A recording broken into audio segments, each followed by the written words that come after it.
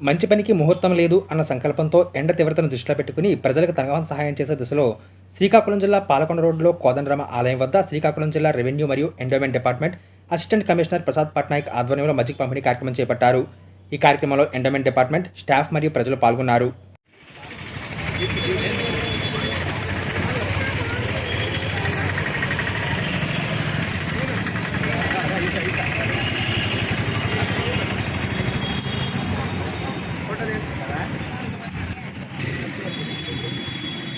Ada